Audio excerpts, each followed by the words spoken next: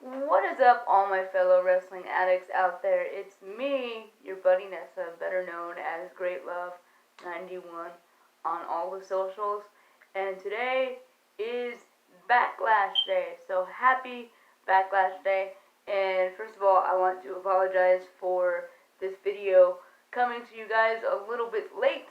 I was supposed to upload it yesterday, but time escaped me, and then by the time I realized, oh shit, I haven't recorded my prediction video, it was like 1 in the morning, and I didn't really feel like recording at that time. However, by the time you see this, it'll be probably a few hours or so before Backlash, so better late than never. To be completely honest with you, with this card, there is legit only one match that I'm actually intrigued to watch, that I'm actually excited for, and if you guys know me, you probably already know what match that is, but we'll get there when we get there. However, today I am not only bringing you Backlash editions, but I am bringing you a very special unboxing, or should I say unbagging, because it's like in a bag,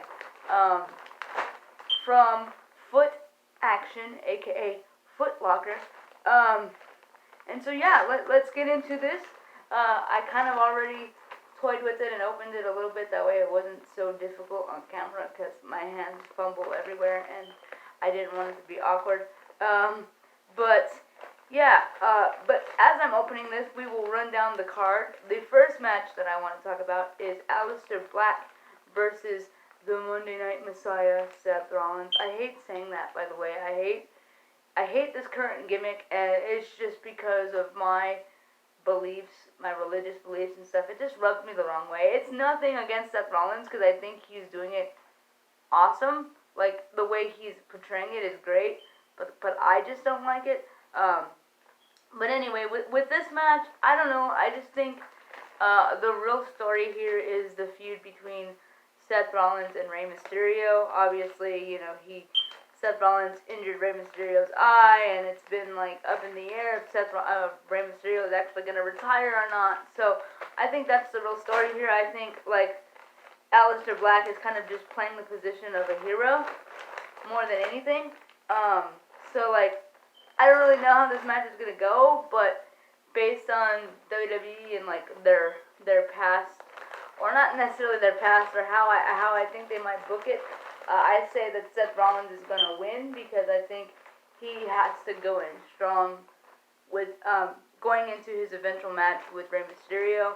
And also, I don't really see Seth Rollins losing to Aleister Black. I know that sounds kind of weird because Aleister Black is a phenomenal wrestler, but I just don't really see that happening right now. So I am going to go with Seth Rollins, and yeah, the second match on the card, sorry guys, this is a lot harder than I thought. Second match on the card is Apollo Crews defending his United States Championship against Andrade. First of all, I just want to say that I'm so ecstatic that Apollo Crews finally got a championship in WWE and is finally being able to showcase what he has. I've been a fan of him since NXT. It's funny because I just call him Apollo Crews, but nobody calls him that anymore. His name is actually Apollo. They dropped the Crews from his last name. But I've always liked him on NXT. He's super athletic for a guy his size. Not only that, but he just seems really genuine and humble and like a down-to-earth dude. So, like, how can you not cheer for that guy? Andrade, on the other hand, is a phenomenal wrestler as well. I'm glad that they were able to like revive him from what they did to him when he first got called up to the main roster, because I feel like they weren't really doing much with him, but this new like faction that he has with his cousin Angel Garza, and of course Zelina Vega being the mouthpiece, I think it's kind of like rejuvenated him. So I do love that. I don't know if it, maybe you marry the queen, you get engaged to the queen, or why did I call her the queen? She's not the queen. You get engaged to Charlotte Flair, and it changes everything, I guess. No, but seriously, I appreciate both guys.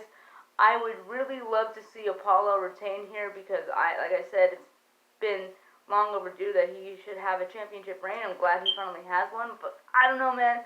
Something in my gut tells me that Andrade is going to regain the title back tonight by some shenanigans from either Angel Garza or Zelina.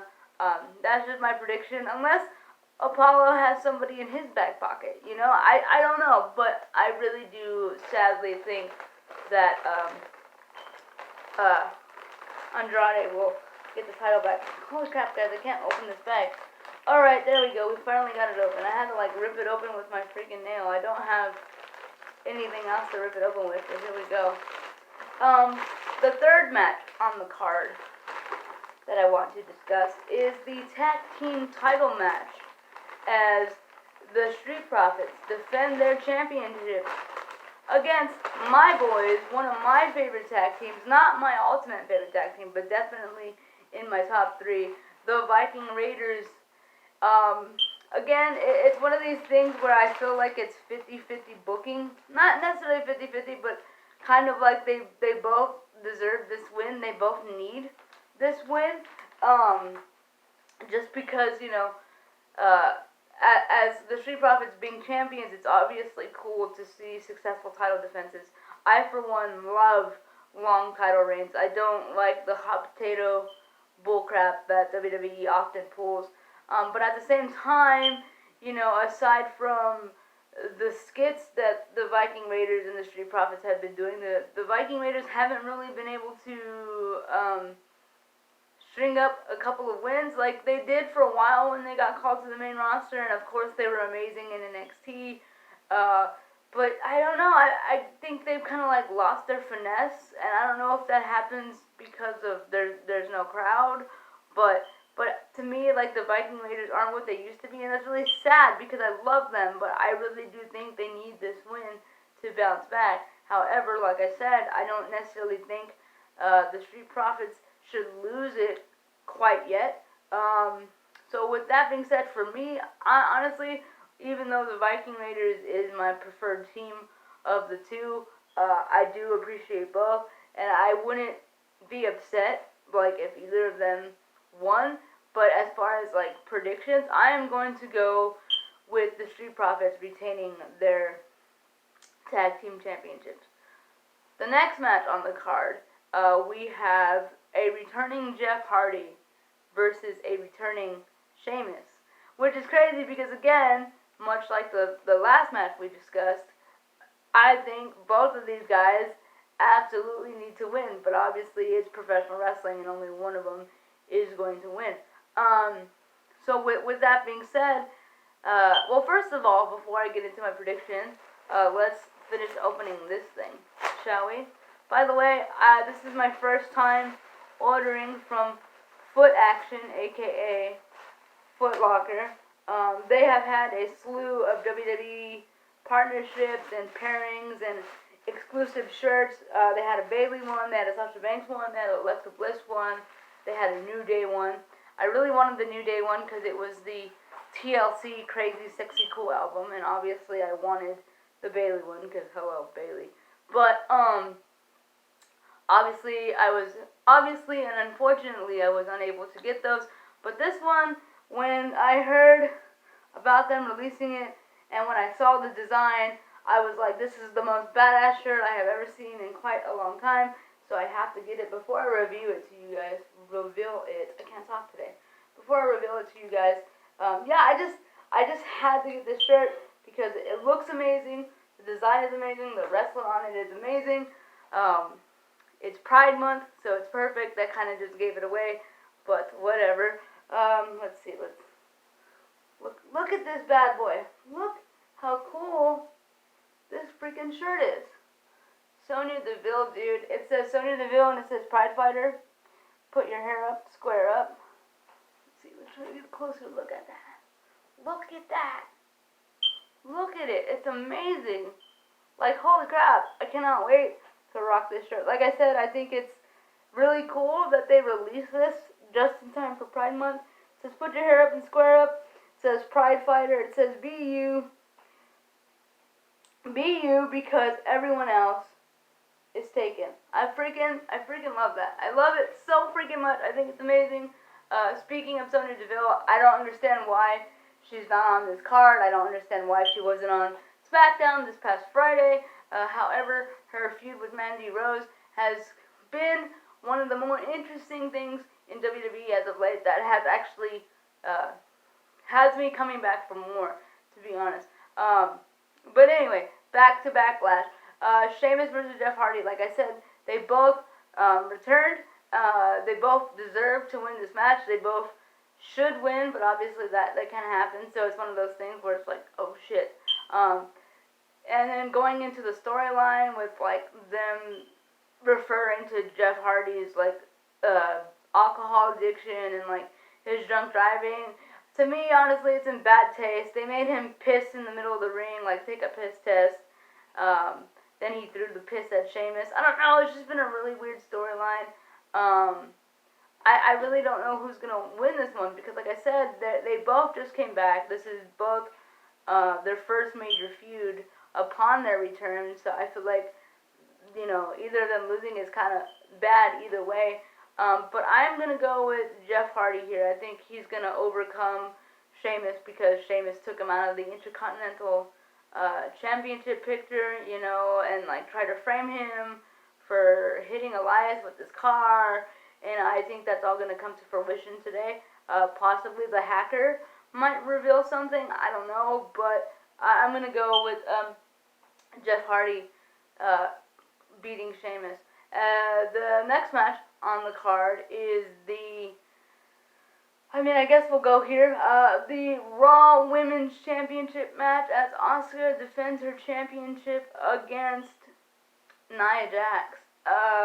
You know me, guys. I love women's wrestling. I do. Women's wrestling is my favorite thing. It's the main reason why I still continue to watch wrestling. However, if you guys know me, you know that I'm definitely not a Nia Jax fan by any stretch of the imagination. I can't stand that woman. I think she needs to be let go by the WWE. I think the only reason why she's there is because of who her family is. To be honest, she is not a good wrestler. She is reckless in the ring, and she has hurt multiple people. I know some of those injuries are kayfabe, but at the same time, a good handful of them have been legit injuries. And not only that, but like her charisma, she has no charisma.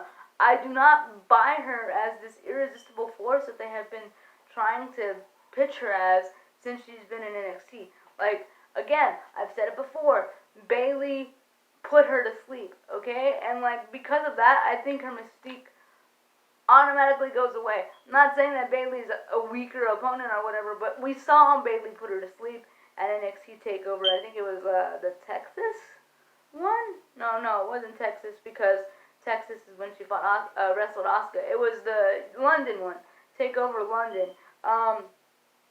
We saw that happen, and honestly, I think that if they were going to build Nia as this irresistible force, that should have never happened. But even in spite of all that, like I said, she is reckless. She is her persona on Twitter comes off as like entitled and better than everyone when clearly she's not even in the top 20. Shit, she's probably not even in the top 30 of best female wrestlers. And that's saying something. I don't like Nia Jax at all. Asuka, on the other hand, like I said, I'm not necessarily a fan. I've never claimed to be a fan. It's not that I don't think she's great, because I think she's phenomenal. It's just as far as connection, I've never been able to connect to her or relate to her. However, in recent times with the pandemic and her coming out in commentary and being funny and, being a little bit extra for WWE, and what I mean by extra is like she's pulling her weight. I admire her for that, and I think it's amazing that, she's the Raw Women's Champion, especially because of the circumstances and how she became champion. With that being said, I think it would be a disservice to Becky Lynch and the amazing title reign that she had for Asuka to lose it on her first title defense, because clearly, like, Asuka won the championship at Money in the Bank, right? And something in my, I don't know this, but in my mind, I think that maybe Becky had some pull to be like, hey, Asuka is the person I want to carry the title while I can't. And like I said, I think that because of that reason alone, it would be a disservice to Becky and everything that she did for that title to have Asuka lose it straight away to somebody like Nia Jax on her first title defense. Maybe it tells a story, especially if Becky does come back eventually. But I really don't want Nia to win. Like, I would bang my head against the wall. Like, I don't want it. I don't want it at all. So yeah, with that being said, I'm gonna go with Asuka. I hope anyway. I hope the Empress of Tomorrow pulls something out, because yeah, I don't want Nia Jax champion. Like I said, I don't think she should even be there. And that's just me. So the next match on the card that we will talk about is what is being tagged as the greatest wrestling match ever. And on one hand, I appreciate the fact that they're actually using the word wrestling, because usually on commentary they stray away from using that word, and they use things like superstars, and they don't necessarily refer to wrestling anymore because it's sports entertainment. And it's between Edge and Randy Orton. It's weird because like I don't understand why they're trying to call this match the greatest wrestling match ever. Like, because when I think wrestling, like wrestling purists, I think people like Daniel Bryan, AJ Styles, Shayna Baszler, Timothy Thatcher, Matt Riddle, guys like that, Pete Dunne, Tyler Bate, guys and girls like that, even Natalia, Asuka, Charlotte even. And when I think like wrestling purists, I don't think of guys like Randy Orton and Edge, because they don't really have like this mat-based thing, because I think even in the promo, like, Randy said something to the effect of like, you're a good entertainer, but I'm a better wrestler, or whatever.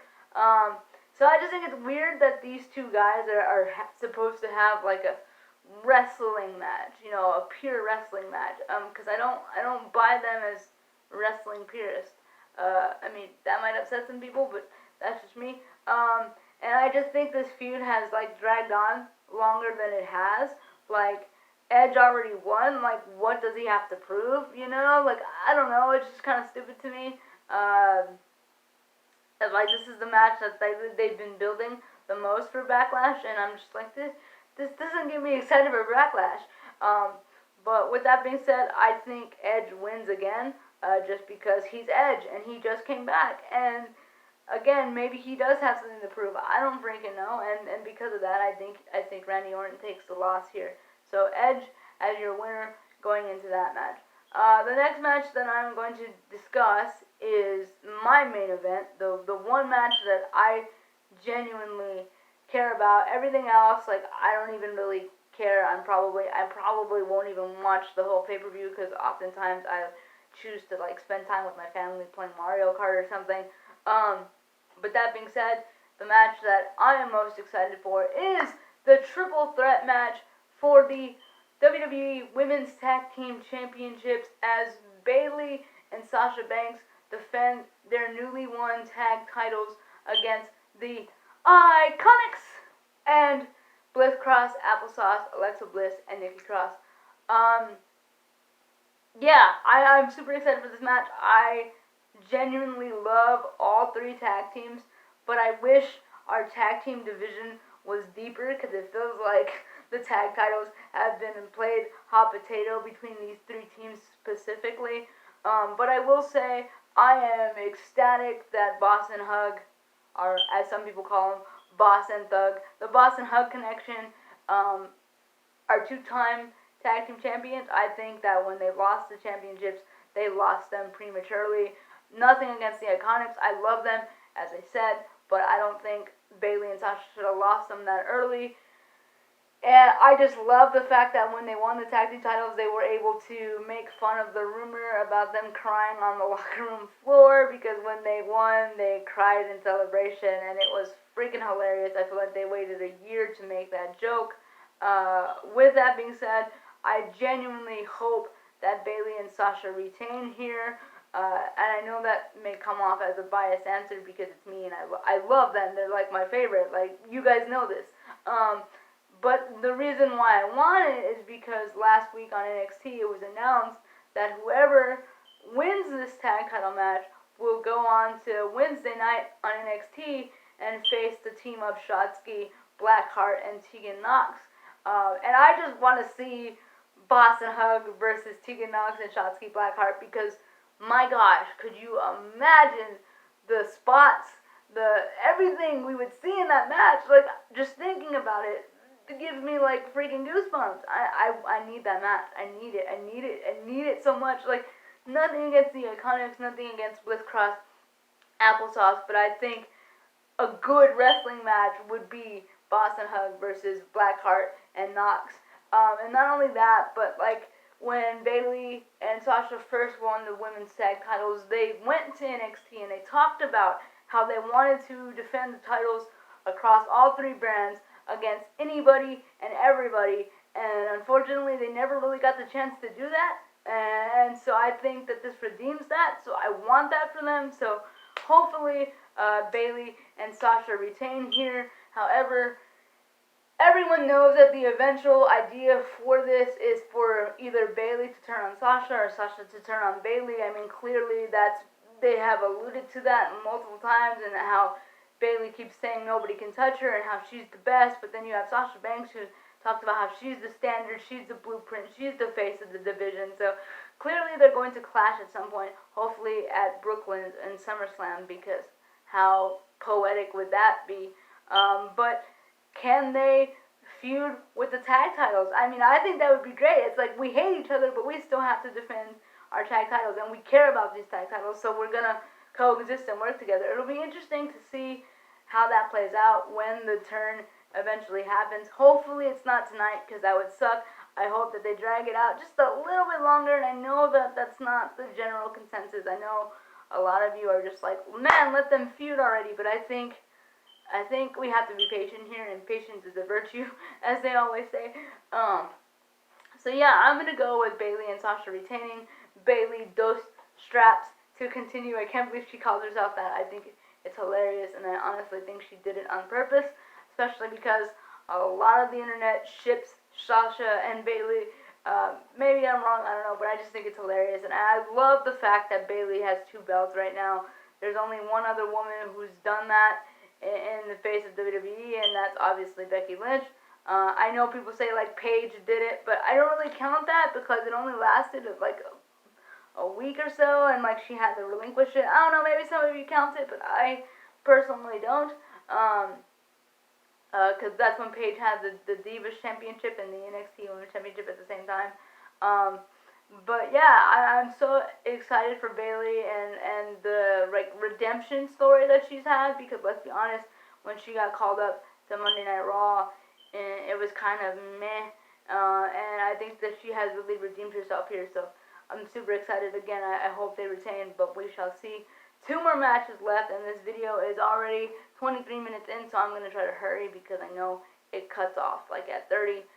The last 2 matches is Braun Strowman defending his WWE Championship against both The Miz and John Morrison. The Miz and John Morrison have talked about that if they win the title tonight, they want to cut it in half, just like Lay Cool did with the Women's Championship all those years ago.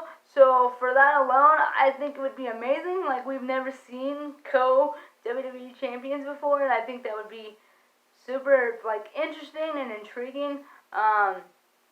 Because let's be honest, every time I realize that Braun Strowman is the champion, I kind of like, oh yeah, he is the champion, huh? His reign has been very forgettable, so for that alone, I really do hope The Miz and Morrison win tonight. Not only that, but like my brother who recently passed on was a huge Miz fan, and I think it is time for The Miz to hold a main championship again. It's been a minute, and I know that it would make my brother happy, and it would make me happy, so I'm going with Miz and Morrison for that one. The last match, quite possibly the main event. I don't necessarily know what the main event is going to be. I think that might be Edge and Orton, but the last match to discuss is the Braun Strowman is defending the Universal title, and now this is the WWE Championship match, as Drew McIntyre defends his WWE Championship against Bobby Lashley. I think right now, again, this is one of those matches where I think both of them should win, and like if one of them loses, they kind of suffer, because like Drew just got the title at WrestleMania, and he hasn't really had a proper feud. So I think that if he loses it now, it's kind of like, damn, what the hell already? But at the same time, Bobby Lashley and MVP have been on a roll. They're entertaining together. It actually freaking works, and I actually enjoy it.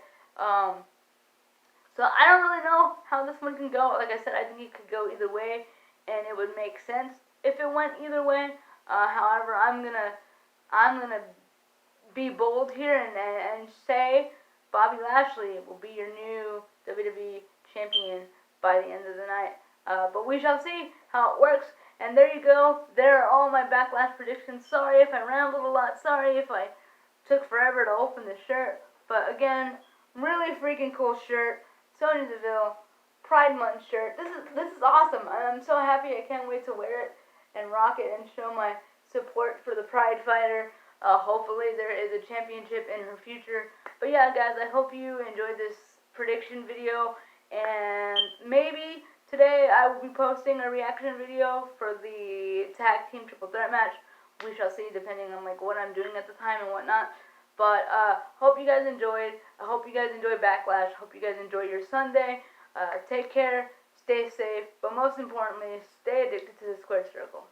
Later, guys.